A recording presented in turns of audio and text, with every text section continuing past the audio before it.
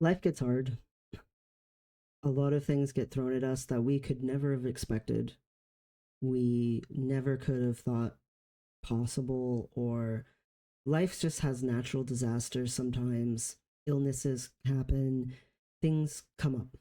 And I always suggest people have an emergency fund to help with these things. But there's something about an emergency fund financially that creates security that you can also have with yourself. Having the ability to recover quickly when things go wrong is an important skill. And it's an important thing to have an emergency fund so that you can financially recover quickly. But it's also deeply important to have the internal capacity to recover quickly when things go wrong.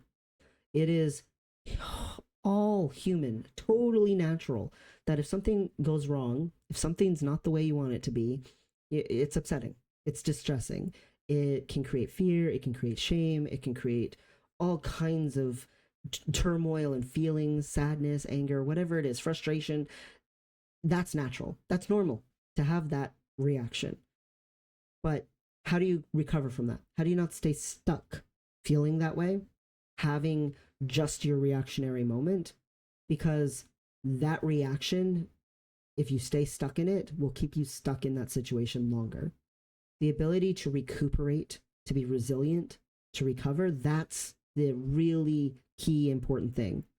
And the biggest thing that helps with that, with finances, is having an emergency fund. So if you personally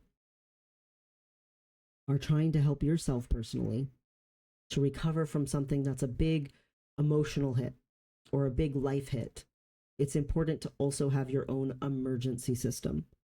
And your emergency system isn't something that you can like make happen right that second when you're in the crisis. The entire point of an emergency fund is you set that money aside in advance. You knew something at some point was going to happen. The car registration that you thought was only going to be $200 was 300 and something dollars. You've had money prepared. So while it's not great, at least you don't have to freak out. It's okay. You've got the money to take care of it. You can breathe. Same thing needs to happen with ourselves. We need to be setting up ourselves in advance so that when the bad thing happens, and the bad thing will happen, that's life. Life has ups and downs. There's lots of good things in life, but there are bad things in life. And it's going to happen. So prepare yourself in advance for that. How do you prepare yourself in advance for that? Well, the first thing is have a really strong sense of yourself. Know why you do things and not just that you do them. I do this task every single day. It's a routine. Why do I do this every single day? Have I thought about it? Do I pay attention to it? Is it a routine that I will continue to do even if there's a crisis? Or is it something that's actually not that important to me?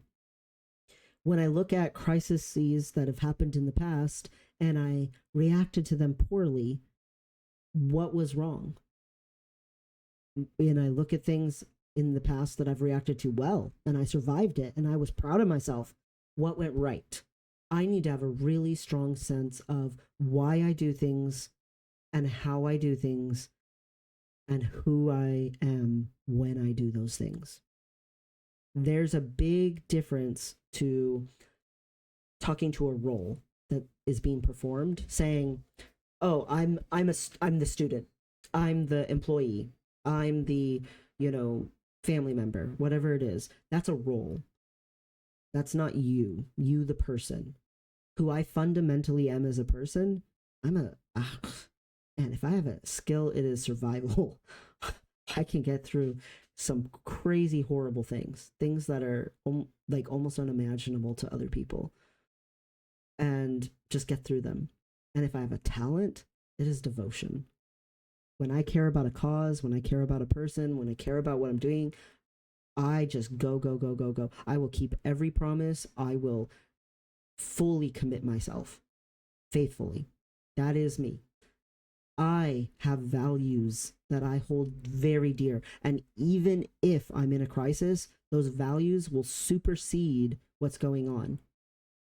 I love someone, I'm devoted to someone, I'm in a crisis, I will go protect them automatically. I don't have to think about it. I don't have to, contemplate it and reason it all out. It's an instinctual, automatic behavior because it's ingrained in who I am.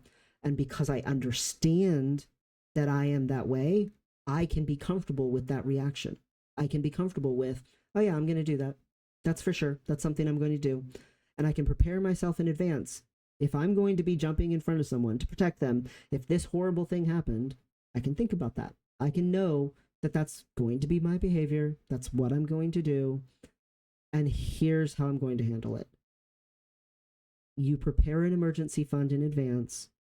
Prepare for yourself to go through a hard time in advance. Know what you value. Know what you care about. Know what motivates you. It's extremely important to think about these things ahead of time because it's extremely important to be able to recover quickly from those bad moments. The people who become really successful in life, they know what their own idea of success looks like, and they're not basing it on just everyone's determination. They're basing it on their own self. So when something goes wrong, they know why they're being challenged. They're not confused. They're not in a big giant frenzy. Even if they don't understand why things are happening the way they're happening, they understand, yeah, it was going to be challenging, but I chose this path. I wanted this path because I want the version of success I want. I was talking with someone recently who wants a very specific kind of degree.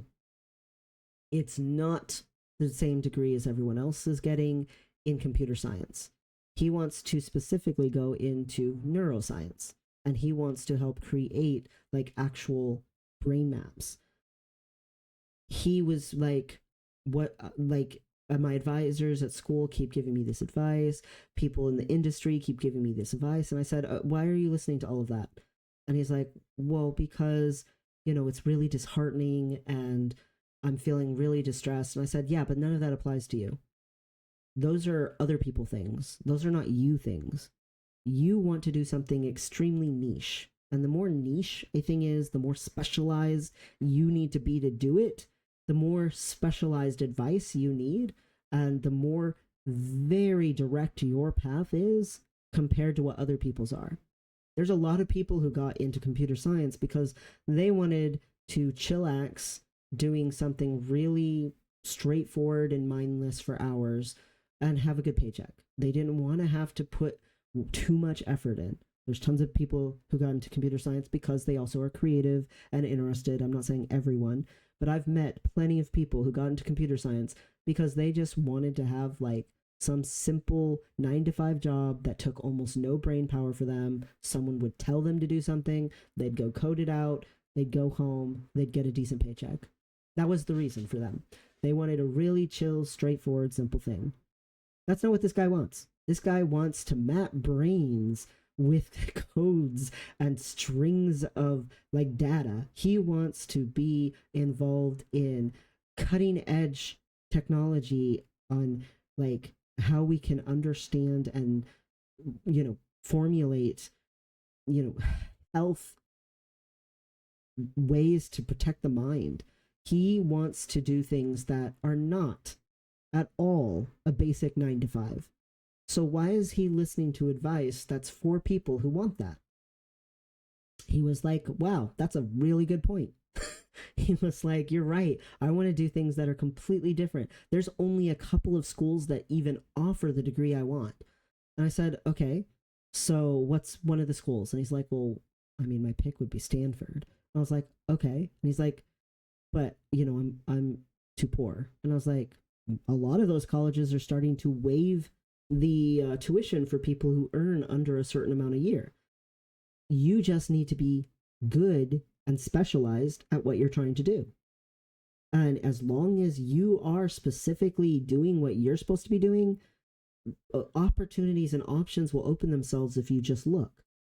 And so sure enough, under a certain income, tuition's not required, and there's these expectations. And now suddenly he knows what they are. And suddenly he has a path forward again directly to what he's trying to do. His version of success is not the same as an average version of success. His version of success has nothing to do with fancy cars or a fancy house. His version of success is, I'll take on whatever challenge I have to get to where I am helping to map brains. That's awesome. That's great. The guy knows himself. He knows what motivates himself. He knows what he values. He knows what he wants to do. His planning can be in advance of the next hurdle, the next barrier, the next challenge. He'll recover better from each negative situation because he's applying things to himself directly instead of what would apply to everybody, instead of sticking with generalizations.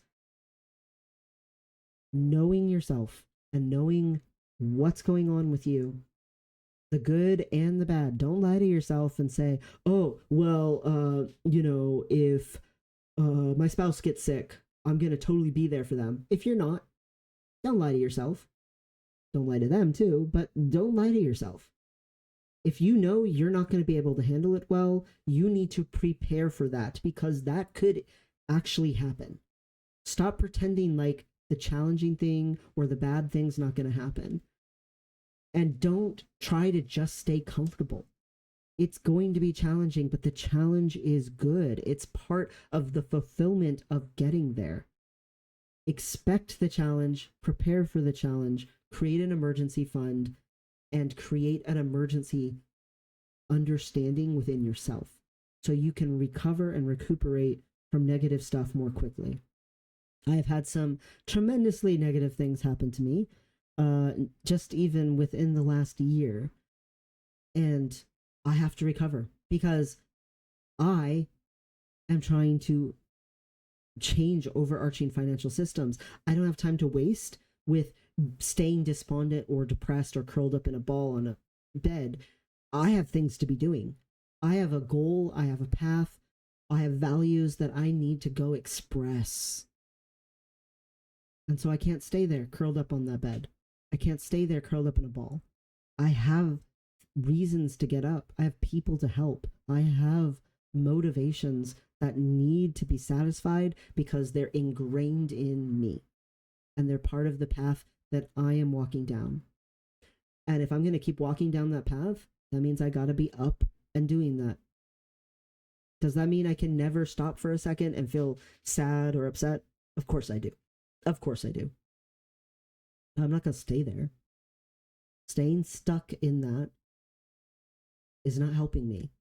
And sometimes I still feel like crap as I get up and do something. I don't feel great while I'm doing it, but I'm still going to get up and do it anyway because it matters. And my feeling, it might linger for a while.